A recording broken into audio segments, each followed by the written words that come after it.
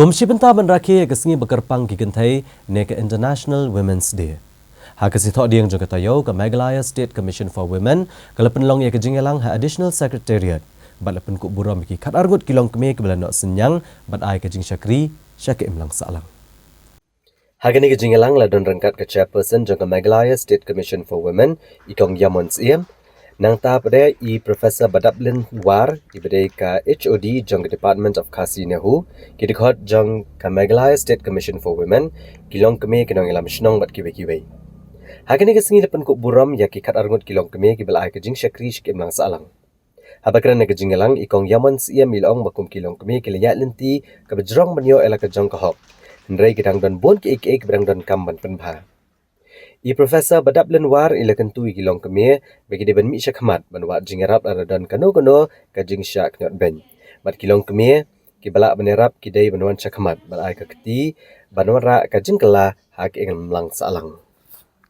Jika dia ada urusan lagi kat kini rekod si bang layu, ba keradon kami kecil persang, borba nak kalian cuci kentai.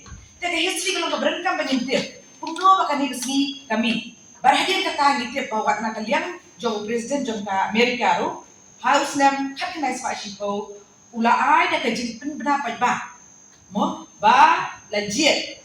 Ya kini kata rek jauh benai lebar, benai march, bahkan long kasi lagu kerpang benraki. Bantu ku buram ya kentai. Kata kalau tak dia kalau masuk pak pangin hidden yang kalau ngobrol dengan pangin dia ini masuk ke syua kan kes benar akhir ini. Kata halor jadi step halor ki umat juga kentai hati juk bagi paten di beladanya di belakang kedau balai yo akhir ya kan kesini.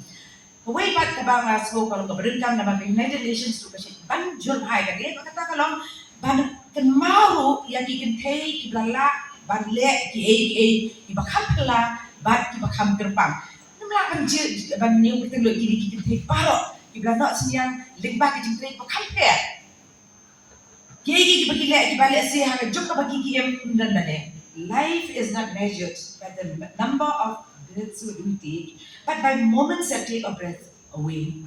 Dia kata kalau berengkam kamde ki jurang jong ke jing em ndai ayu ni le ha kita ki klip mat ki bangi dia kata kalau ke apa ni ke apa kini kentai hati ni buat belajar kita bagi kenal ke Jingrakhi ke International Women's Day, which is all over the world.